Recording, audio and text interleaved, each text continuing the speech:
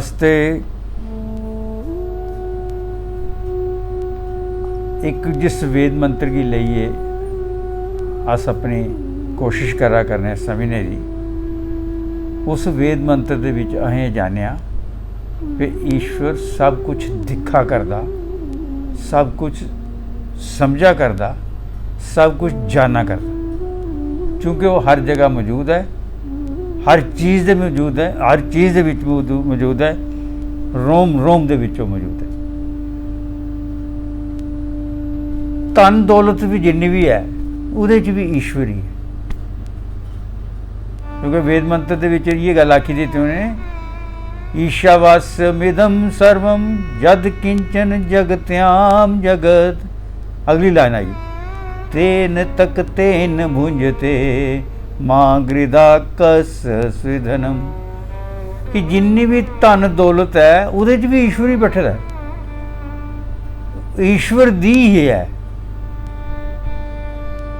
ईश्वर की आपू नहीं चाहिए, वो साढ़े आस्ते ही है, वो अपने बच्चों आस्ते रखी दी। लेकिन आख्या कि तेन तक तेन भुंजते, साढ़े पर एक जिम्मेवारी लाई थी कि उसी अस इस्तेमाल तो करिए, त्यागपूर्ण भावना नाल करिए, क्योंकि साड़ी तो चीज़ ही नहीं हो, सन तो दिती दी है ईश्वर ने इस्तेमाल करने, सिर्फ इस्तेमाल करने। अहीं के करने अस उसी अपना बनाई रखने समझने, और इत्थों गै सारा दुख जड़ा ना शुरू हो जाता। अस उहदे पर अपना कब्जा जमाना चाहने, लेकिन वेद मंत्र आखदा नहीं, कब्जा नहीं जमाना, त्यागपूर्ण भावना दे नाल उसी तुहें भोगना है, भोगी सकने अस, यही साढ़े आस्ते। और देखो एक गल तो सानू पक्की पता ना, अरबां साल तो ये चला करदी सृष्टि चला करदी, अरबां साल का ईश्वर का व्यवस्था सारा समान इत्थे पे दा। मन्नी लैने सोना अगर 500 टन सोना ईश्वर दा पेद है, एक तोला सोना इस अरबां सालों के विच घटिया नहीं, उत्थे उत्थे रहे। कोई हीरा नहीं कि छोटा जहा कोई खत्म गुआची गया ले गया, कोई नहीं ले जा सकिया। सब चीज़ां इत्थे दियां इत्थे गै रहियां, ईश्वर ही उहदा मालक है, लेकिन सानू प्रयोग आस्ते दित्ता। अस कोई गलती ऐसी नहीं करिए कि उहदे पर अपना कब्जा जमाने की कोशिश करिए, करदे आ ते दुख पाने। जिन्ने भी दुख तुस देखते हो अज दुनिया दे विच, वो सारे दुख जिहड़े ने वो इसे कारण है कि अस लोग ये समझने हैं कि मेरे को जिहड़ी चीज़ पई दी मेरी है, ये दूसरे दे काम नहीं आ सकती, दूसरा नहीं ले सकता। दूसरे की ज़्यादा जरूरत हो तां भी अस दे ही नहीं सकते, देना नहीं चाहते, उहदे पर अपना अधिकार रखना चाहते हैं। तो जिसले असीं अधिकार रखने तो अखीर ईश्वर वो साढ़े को चीज़ ले जाता, साढ़े को नहीं रौंदा, जो है ईश्वर दी है ना। और फिर सानू उस वक्त सानू एहसास होंदा है, वो एहसास कराई दिंदा ईश्वर कि तू बेटा जिहड़ी गल सोची बैठे ना, ये कोई कम आनी नहीं, ये ज़्यादा तेरे कोई कम नहीं आनी। और ये देखिया प्रैक्टिकल तुसें देखी लिया कि जो भी दुनिया दे विच होया अज तक होया, जेड़ा असें कमाए दा है, जेड़ा साडा बनदा है, वो तो असीं इस्तेमाल कर सकने।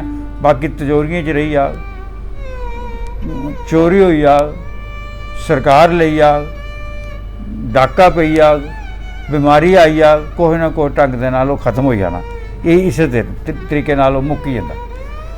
तो क्या होया भी असें सोचना भी मेरा तो कुछ है ही नहीं, जो कुछ है ईश्वर ने मिगी दित्ते दा है, और मिगी दित्ते दा सिर्फ इस्तेमाल करने आस्ते।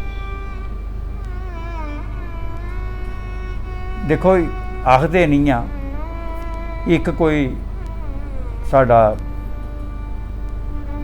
परिवार, उस परिवार दे विच दो भरा है,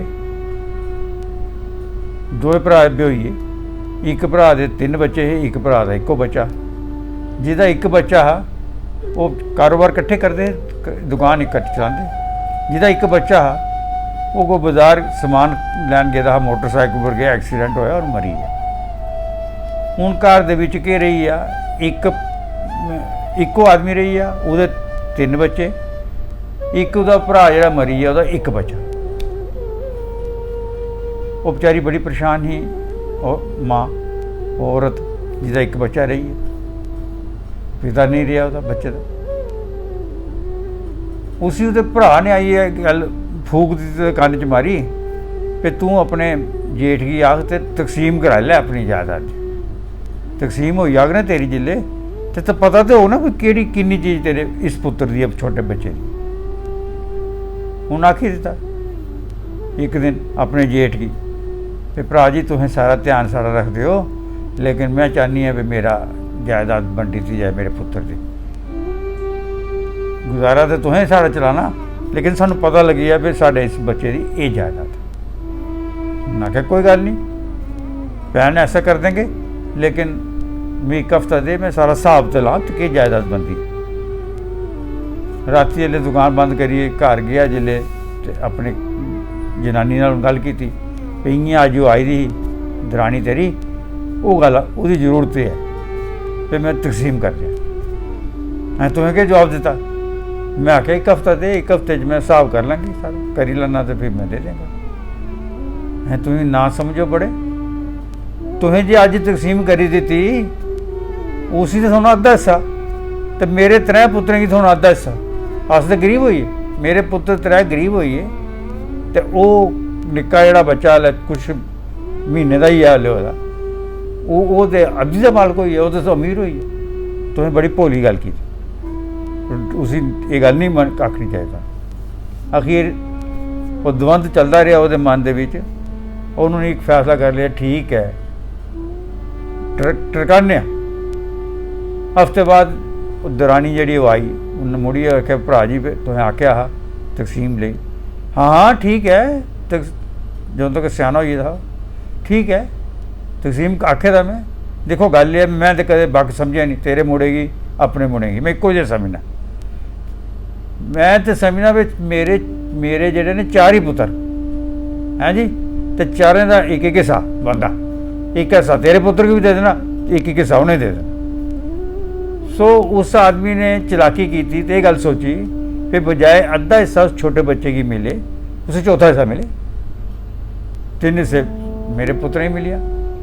वो चलाकी वो मन च आई। वो जनानी बेचारी रोई, दरानी वो सोचा भी देखो जी ये तो मेरे नाल ज्यादती है, लेकिन करी कख नहीं सकती, चुप रही। वो उपर ईश्वर दिखा करदा। प्लेग आई, उस पिंड दे विच प्लेग पई, और ऐसी बदकिस्मती हुई कि उस बड़े भरा दे जिहड़े 3 बच्चे हैं ना, वो 2 बच्चे बीमार होइए और 2 बेचारे जी नहीं सके, मरिए। हुण हिसाब लाई लो कि केह् होग, तकसीम करनी भी होग तो कियां होग, बिल्कुल उ'ऐ होई जाएगा, अद्धी थोड़ी निक्के बच्चे की अद्धी थोड़ी दूए बच्चे की। एक प्यो दे बच्चे की 1 उसी अद्धी, दूए दी जेह्दा प्यो पहले मरी था उहदे भी उसी भी अद्धी। सो ईश्वर ने वो इंसाफ करिए दस दिता, क्योंकि ईश्वर सब जगह है, सब कुछ देखा करता, सब कुछ समझा करता। उस तरीके दे नाल ईश्वर जड़ा ना वो फैसला उस तरीके कने करी दिंदा। आदमी जिन्नी मर्जी चलाकी करे, वेद मंत्र ये गल आखा करे, वेद मंत्र आखदा ईशावास्यमिदं सर्वं यद किंचन जगत्याम जगत तेन तक तेन भुंजते मांगृदा कस स्विधनम। तो अहें इस गल पर विश्वास रखना चाहिए कि चूँकि ये सब जायदाद जितनी भी सानू लभी दी है, जो मिलती है अज सानू इस्तेमाल करने वास्ते मिली दी है, ये साडी नहीं है, ये ईश्वर दी है। तो इसे वेद मंत्र की थोड़ा अगे और चला के अज का समय साड़ा होइए। धन्यवाद।